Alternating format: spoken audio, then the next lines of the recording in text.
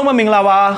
ါဆိုတော့ With Passion Facebook page နဲ့ YouTube channel မှာနေကျွန်တော်တို့ပြန်လည်ပြီးတော့ကြိုဆိုလိုက်ပါတယ်ဆိုတော့ October 12 ရက်နေ့ဒီနေ့မှာတော့ကျွန်တော်ဒီနေ့မှာသိထားရမယ် Man City နဲ့ပတ်သက်တဲ့အကြောင်းအရာတွေအကုန်လုံးကိုကျွန်တော်တင်ပြပေးသွားမှာဖြစ်ပါတယ် page ကို like မလုပ်ကသေးတဲ့လူတွေအကုန်လုံးကိုလည်းကျွန်တော် like လုပ်ထားဖို့အတွက်ကျွန်တော်တောင်းဆိုချင်ပါတယ်ဆိုတော့ကြားတယ်စလိုက်ကြမယ်ဆိုတော့ဒီ Brian ရဲ့သတင်းလေးနဲ့ပဲကျွန်တော်စလိုက်ပါမယ်ဆိုတော့ဒီ Brian ကလက်ရှိအချိန်မှာ Manchester City အသင်းနဲ့စာချုပ်အသစ်ချုပ်ဖို့အတွက်ဆွေးနွေးနေပြီလို့ကျွန်တော်တို့သိရပါတယ်လက်ရှိအချိန်မှာ Man City အသင်းရဲ့ဒီကွင်းလယ်လူကကျွန်တော်တို့နဲ့အတူ2023ခုနှစ်အထိစာချုပ်ချုပ်ဆိုထားဖြစ်ပြီးတော့လက်ရှိအချိန်မှာပေါင်3သိန်းခွဲတပတ်လောက်ခပေါင်3သိန်းခွဲရရှိနေတာဖြစ်ပါတယ်ဆိုတော့ဒီပေါင်3သိန်းခွဲထဲမှာအခြေခံလစာရွယ်မဟုတ်ဘဲနဲ့သူ့ရဲ့ဒီဂိုးနဲ့ပတ်သက်တဲ့ခံစား권တွေအသင်းရဲ့စူဖလားနဲ့ပတ်သက်တဲ့ခံစား권တွေကဒီထဲမှာပါဝင်နေတာဖြစ်ပါတယ်ဆိုတော့စာချုပ်တက်တန်းတိုးမဲ့ဟာမှာတော့သူ့အနေနဲ့တပတ်လောက်ခအခြေခံပေါင်3သိန်းရရှိမယ်လို့ဒါခံမှန်းရပါတယ်ဆိုတော့ပေါင်3သိန်းထဲမှာလုံးဝဒီတခြားခံစား권မပါဘဲနဲ့ပေါင်3သိန်းရရှိမှာဖြစ်ပါတယ်ဆိုတော့ဒီပေါင်3သိန်းနဲ့အတူသူ့အနေနဲ့စာချုပ်တက်တန်းချုပ်ဆိုမှာကတော့2နှစ်တက်တန်းတိုးစာချုပ်ဖြစ်ပါတယ်ဆိုတော့စုစုပေါင်းသူ့အနေနဲ့2025ခုနှစ်အထိအသင်းမှာဆက်ရှိဖို့အတွက်စာချုပ်ကိုအခုချိန်မှာဆွေးနွေးနေတာဖြစ်ပါတယ်ဆိုတော့ဘာတွေဆက်ဖြစ်လာမလဲဆိုတာတော့ကျွန်တော်တို့ကဆက်လက်ပြီးတော့စောင့်ကြည့်ရမှာဖြစ်ပါတယ်ဒီ Brian ကရခိုင်ကလေးကအသင်းနဲ့စာချုပ်တက်တန်းတိုးဖို့အတွက်ရှိနေခဲ့ပေမဲ့သူ့ရဲ့ agent ရဲ့ငွေကြေးရှုပ်တော်ပုံတွေကြောင့်မို့လို့အခုချိန်မှာနှောင့်နှေးနေခဲ့တာဖြစ်ပါတယ်အခုချိန်မှာတော့သူ့အနေနဲ့ဒီအသင်းနဲ့စာချုပ်ချုပ်ဖို့အတွက်ကိုပြန်လည်ပြီးတော့သူ့အနေနဲ့ဒါဆွေးနွေးဖို့ကိုပြန်လည်စတင်လိုက်တာဖြစ်ပါတယ်ဆိုတော့ဒီ Brian စာချုပ်တစ်ချုပ်ဆိုဖို့အတွက်စဉ်းစားစေခဲ့တဲ့နောက်ထပ်အချက်တစ်ခုကတော့ Man City အသင်းရဲ့ဒီ Champions League မှာဆက်ပြီးတော့ကန်ခွင့်ရခဲ့တဲ့အချက်တစ်ချက်ပဲဖြစ်ပါတယ်ဆိုတော့ဒါလေးကတော်တော်အရေးကြီးပါတယ်ဆိုတော့ပြီးခဲ့တဲ့အရာဒီကုန်ကန်နီးမှာကျွန်တော်တို့အားလုံးသိကြတဲ့အတိုင်းပဲ UEFA နဲ့ Man City အသင်းကဒီ financial fair play နဲ့ပတ်သက်ပြီးတော့ဆွဆွဲချက်တစ်ခုကြောင့်မို့လို့သူအနေနဲ့ဒီ Champions League ကိုဆက်ပြီးတော့ကန်ခွင့်2နှစ်အနည်းဆုံးဘန်းခံမဲ့အနေအထားတစ်ခုရှိခဲ့တယ်ဒါပေမဲ့ Man City အသင်းကတရားရင်ဆိုင်ခဲ့ပြီးတော့နောက်ဆုံးမှာ UEFA ပေါ်မှာအနိုင်ရရှိခဲ့ပြီးတော့Champions League ယခုရာသီမှာဆက်လက်ပြီးတော့ကန်ခွင့်ရခဲ့တာဖြစ်ပါတယ်ဆိုတော့ဒီ factor တစ်ခုကလည်းဒီ Brian အတွက်အများကြီးစာချုပ်ချုပ်ဆိုဖို့အတွက်အများကြီးအရေးပါခဲ့တာဖြစ်ပါတယ်ဆိုတော့သူ့အနေနဲ့လည်းပြီးခဲ့တဲ့ရာသီကလေးကအသင်းကသာ Champions League ဆက်ပြီးတော့ကစားခွင့်မရဘူးဆိုရင်သူ့အနေနဲ့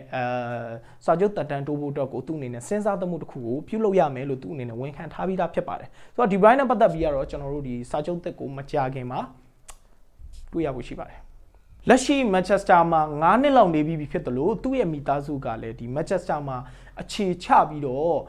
့ပျော်ရွှင်နေပြီလို့အားလုံးကစိုးနေကြတဲ့အနေအထားတစ်ခုမှာသူ့အနေနဲ့ဒီစာချုပ်တက်တန်းကိုထပ်ပြီးတော့တိုးပြဖို့ရာခိုင်နှုန်းကတော့အများကြီးများနေတာဖြစ်ပါတယ်ဆိုတော့ဘာတွေဆက်ဖြစ်လာအောင်မလဲဆိုတာတော့ကျွန်တော်တို့စောင့်ကြည့်အောင်ပါ Okay ဆိုတော့ဒီ Brian ကောင်းသတင်းလေးပြီးပြီဆိုတော့နည်းနည်းမျက်ခုံးလောက်ရမယ်သတင်းလေးတစ်ခုကိုပြောပါမယ်ဆိုတော့မနေ့က Belgium အသင်းနဲ့အင်္ဂလန်အသင်းတို့ကရှင်ပြိုင်ကစားခဲ့ပြီးတော့အားလုံးသိကြတဲ့အတိုင်းပဲအင်္ဂလန်အသင်းက2-2နဲ့အနိုင်ရရှိခဲ့ပါတယ်ဆိုတော့ဒီပွဲမှာဒီ Brian ကပါဝင်ကစားသွားပြီးတော့83မိနစ်မှာလူစားလဲခဲ့ပါတယ်ဆိုတော့ပုံမှန်တိုင်းပဲကျွန်တော်တို့အနေနဲ့ထင်ခဲ့ပေမဲ့တကယ်မှာဒီ Belgium နီးပြဖြစ်တဲ့ Martinez ရဲ့ပြောစကားအရာတော့ကျွန်တော်တို့တကယ်ညခုံးလှုပ်เสียပါပဲဆိုတော့သူ့ရဲ့ပြောသွားတဲ့အပြောမှာတော့ကျွန်တော်တို့အနေနဲ့ဒီ Brian ကဒဏ်ရာရသွားပြီလို့မပြောချင်ပါဘူးဒီလိုပြောဖို့ကစောပါသေးတယ်ဒါပေမဲ့တေချာတာတစ်ခုကသူ့အနေနဲ့ရာနှုန်းပြည့်ကောင်းမွန်နေတာတော့မဟုတ်ပါဘူးသူ့ကိုတတိထားတဲ့အနေနဲ့ကျွန်တော်တို့အနေနဲ့လူစားလဲခဲ့တာဖြစ်ပါတယ်လို့ Martinez ကပြောခဲ့ပါတယ် Martinez ရဲ့ပြောသွားတဲ့အနေအထားတစ်ခုအရဒဏ်ရာကမပြင်းထန်ဘူးလို့ယူဆရပါမယ်ကျွန်တော်တို့အနေနဲ့ကတော့ဆက်လက်ပြီးတော့တိတ်တိတ်ချာချာစောင့်ကြည့်ဖို့အတွက်လိုအပ်နေခဲ့ပြီဖြစ်ပါတယ် Okay နောက်ထပ်သတင်းတစ်ပုဒ်ကတော့ Garcia နဲ့ပတ်သက်ပြီးတော့ဒီ Man City အသင်းရဲ့ Chief Operating Officer ဖြစ်တဲ့ Omar Barada ရဲ့ဖွင့်ဟမှုကိုကျွန်တော်တင်ဆက်ပေးမှာဖြစ်ပါတယ်Man City အသင်းကအားလုံးသိကြတဲ့အတိုင်းပဲဘာစီလိုနာကိုဒီ Garcia ကိုရောင်းချဖို့အတွက်ဒီပြီးခဲ့တဲ့နွေရာသီမှာကျွန်တော်တို့ဆွေးနွေးမှုတွေလုပ်ခဲ့ပေမဲ့အဆင်မပြေခဲ့ဘူးအသင်းမှာလက်ရှိအချိန်မှာသူ့အနေနဲ့ဆက်ပြီးတော့အနည်းဆုံးတော့6လဆက်ပြီးတော့ရှိတော့မှာဖြစ်ပါတယ်ဆိုတော့ဒါနဲ့ပတ်သက်ပြီးတော့ Omar Barada ကအခုလိုပဲပြောကြားသွားခဲ့တာကိုတွေ့ရပါတယ်ကျွန်တော်အနေနဲ့ဘာစီလိုနာအသင်းနဲ့စကားပြောပြခဲ့ပါတယ်သူ့ရဲ့တန်ချင်းနဲ့ပတ်သက်ပြီးတော့ကျွန်တော်တို့ဘက်ကရှင်းရှင်းလင်းလင်းပြောကြားခဲ့တာဖြစ်ပါတယ်ဒါပေမဲ့ဘာစီလိုနာအသင်းဘက်ကနေပြီးတော့ကျွန်တော်တို့ဘက်ကိုသူ့ရဲ့တန်ချင်းတစ်ခုကိုပေးဆောင်ခဲ့ခြင်းမရှိတဲ့အတွက်ကြောင့်မို့လို့ကျွန်တော်တို့အနေနဲ့ထိမ့်သိမ့်ဖို့ဆုံးဖြတ်ခဲ့ရခြင်းဖြစ်ပါတယ် ကျွန်တော်ထင်ပါတယ်ဒီယာဒီမှာသူကကျွန်တော်တို့အသင်းအတွက်အတော်လေးအရေးပါတဲ့ကဏ္ဍကနေဆက်လက်ပြီးတော့ပါဝင်ပါလိမ့်မယ်သူကအခုလိုပဲဆက်ပြီးတော့ပြောပါတယ်အဲရီဟာဂွာဒီယိုလာယုံကြည်တဲ့ငယ်ရွယ်တဲ့ခံစစ်မှုကစားသမားတစ်ယောက်ဖြစ်လာခဲ့ပါတယ်သူ့အတွက်ဘာစီလိုနာအသင်းကကမ်းလှမ်းလာတဲ့ခြေတစ်ခုထက်သူ့ကိုအသင်းမှာဆက်ပြီးတော့ကစားစီတာကပို့ပြီးတော့တန်မယ်လို့ကျွန်တော်တို့ထင်ပါတယ်မန်စီးတီးဖန်တွေအနေနဲ့ရောဒီဂါစီယာကိုဆက်ပြီးတော့အသင်းမှာဆက်ပြီးတော့ရှိစေချက်ဆုံးဖြတ်ချက်နဲ့ပတ်သက်ပြီးတော့ဘယ်လိုထင်လဲကွန်မန့်ထဲမှာဆွေးနွေးပေးလို့ရပါတယ်အခုနောက်ထပ်သတင်းတစ်ပုဒ်ဖြစ်ပိုချက်တီနိုကိုနီးပြအဖြစ်ခန့်အပ်ဖို့အတွက်မန်စီးတီးအသင်းကရည်ရွယ်နေတဲ့ဆိုတဲ့သတင်းကိုကျွန်တော်တင်ပြပေးချင်ပါတယ်ဂွာဒီယိုလာဟာဒီယာဒီကုံမှာအသင်းနဲ့ချုပ်ဆိုထားတဲ့စာချုပ်တက်တန်းကကုံဆုံးတော့မှာဖြစ်ပါတယ်လက်ရှိအချိန်ထိမန်စီးတီးအသင်းရဲ့ဒီနီးပြဖြစ်သူကစာချုပ်တက်တန်းတိုးဖို့အတွက်ဘာမှဖွင့်ဟထားခြင်းမရှိသေးပါဘူးမန်စီးတီးအသင်းရဲ့တာဝန်ရှိသူတွေကဂွာဒီယိုလာဟာအသင်းနဲ့အတူစာချုပ်တက်တန်းအနည်းဆုံးတစ်နှစ်လောက်တိုးပြီးတော့အသင်းမှာဆက်ရှိမယ်လို့ယုံကြည်နေကြခဲ့ပေမဲ့အကယ်၍များအသင်းကနေဂွာဒီယိုလာထွက်ခွာခဲ့မယ်ဆိုရင်ပိုချက်တီနိုကိုနီးပြအဖြစ်ခန့်ဖို့အတွက်စိတ်ဝင်စားနေတယ်လို့သိရပါတယ်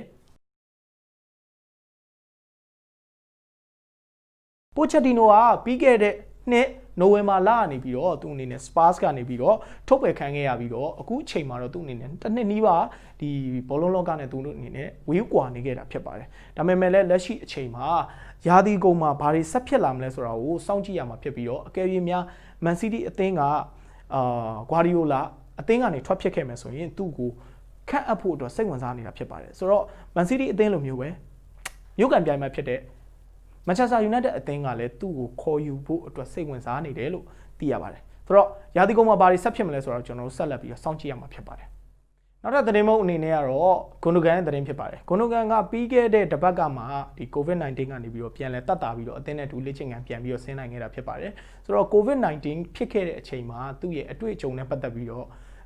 ဂွန်ဒိုဂန်ကအခုလိုပဲမျှဝေသွားခဲ့ပါတယ်အဲ့ဒီအချိန်တုန်းကအတော်လေးခက်ခဲခဲ့တာပါ6တောက်ကောလက်ပါကြိုက်ခဲနေတယ်နောက်ပိုင်းမှာလုံးဝမောပန်းလာခဲ့ပြီးတော့အရသာခံတဲ့ sense တွေပါလုံးဝပျောက်ဆုံးသွားတော့တာပါပဲမှန်တိုင်းပြောရရင်များကျွန်တော်နောက်ဆုံးနေမကောင်းဖြစ်ခဲ့တာဘယ်တော့မှလဲတော့မှကျွန်တော်မမှတ်မိတော့ပါဘူးဂွန်ဒိုဂန်ကတော့လာမယ့်အာဆင်နယ်နဲ့ပွဲမှာကျွန်တော်တို့အတွက်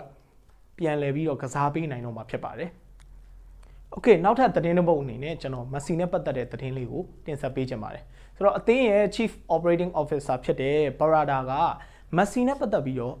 အခုလိုပဲပြောကြားသွားခဲ့တာဖြစ်ပါတယ်ပြီးခဲ့တဲ့ပြဿနာတွေမှာကျွန်တော်တို့ပါဝင်ခဲ့ခြင်းမရှိပါဘူးမက်ဆီနဲ့ဘာစီလိုနာတို့သာဖြစ်ခဲ့တဲ့ဖြစ်ပျက်အကယ်၍များသာမက်ဆီကအသင်းကနေထွက်ဖို့ဖြစ်နိုင်ခဲ့တယ်ဆိုရင်ကျွန်တော်တို့လုံးဝစဉ်းစားမှာဖြစ်ပါတယ်မက်ဆီကလက်ရှိအချိန်မှာကမ္ဘာမှာအကောင်းဆုံးဘောလုံးသမားဖြစ်ပါတယ်ကျွန်တော်ထင်ပါတယ်ဘယ်အသင်းမဆိုမက်ဆီကိုသူတို့ရဲ့အသင်းမှာရှိချင်ကြမှာပါပဲဒါကအိုမာဘာရာဒါရဲ့မက်ဆီပေါ်ပြောသွားတဲ့စကားဖြစ်ပါတယ်အားလုံးသိကြတဲ့အတိုင်းပဲမက်ဆီကပြီးခဲ့တဲ့နွေရာသီမှာအသင်းကနေထွက်ခွာဖို့အတွက်တော်လီနီးစပ်ခဲ့ပြီးတော့သူ့အနေနဲ့အသင်းနဲ့တရားကြီးရေမဆိုင်ရင်နဲ့တွက်ကြောင်တာသူ့အနေနဲ့အသင်းမှာဆက်ရှိခဲ့တာဖြစ်ပါတယ်ဆိုတော့ဒီရာသီကုန်မှာသူ့အနေနဲ့စာချုပ်တက်တန်းကုံဆုံးတော့မှာဖြစ်တဲ့အတွက်ကြောင့်မို့လို့ဇန်နဝါရီမှာစတင်ပြီးတော့သူ့အနေနဲ့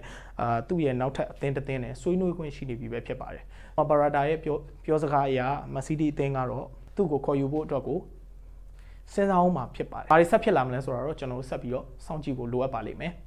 ။နောက်ထပ်သတင်းတစ်ပုဒ်ဖြစ်မန်စီးတီးအသင်းကသူတို့ရဲ့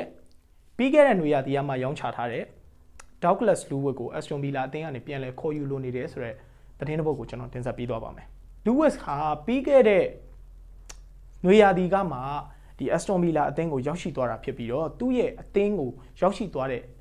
ဓိကအချက်ကတော့သူ့အနေနဲ့ Man City အသင်းနဲ့ဒီ work permit မကြားခဲ့တဲ့အတွက်ကြောင့်ဖြစ်ပါတယ်ဆိုတော့နောက်ပိုင်းမှာသူ့အနေနဲ့ Aston Villa အသင်းကိုရောက်ရှိသွားခဲ့ပြီးတော့Aston Villa အသင်းအတွက်လက်ရှိအချိန်မှာခြေစွမ်းပြကစားနေခဲ့ပြီးတော့သူတို့အသင်းရဲ့အဓိကကစားသမားတစ်ယောက်ဖြစ်နေခဲ့တာဖြစ်ပါတယ်ဆိုတော့ Guardiola ကလည်းသူ့ကိုလုံးဝသဘောကျတဲ့ကစားသမားတွေမှာပါပြီးတော့သူ့အနေနဲ့ဒီ work permit မရတဲ့အတွက်ကြောင့်သာသူ့အနေနဲ့ဒီ Aston Villa အသင်းကိုလက်လွတ်ခဲ့ရတယ်ဆိုတဲ့အကြောင်းကိုသူ့အနေနဲ့အခုလိုပဲပြောခဲ့ဘူးတော့ကျွန်တော်တို့မှတ်မိအောင်မှထင်ပါတယ်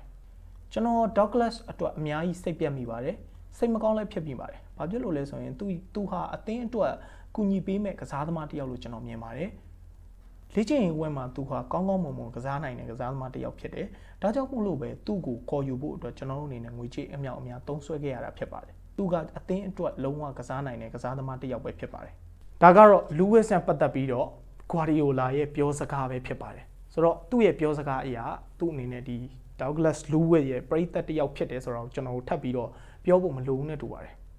ဆိုတော့ Douglas Lewis ကတော့အသင်းကိုပြန်လာဖို့အကြောင်းတရားနဲ့ပတ်သက်ပြီးတော့သူ့အနေနဲ့အခုလိုပဲပြောထားတာကိုတွေ့ရပါတယ်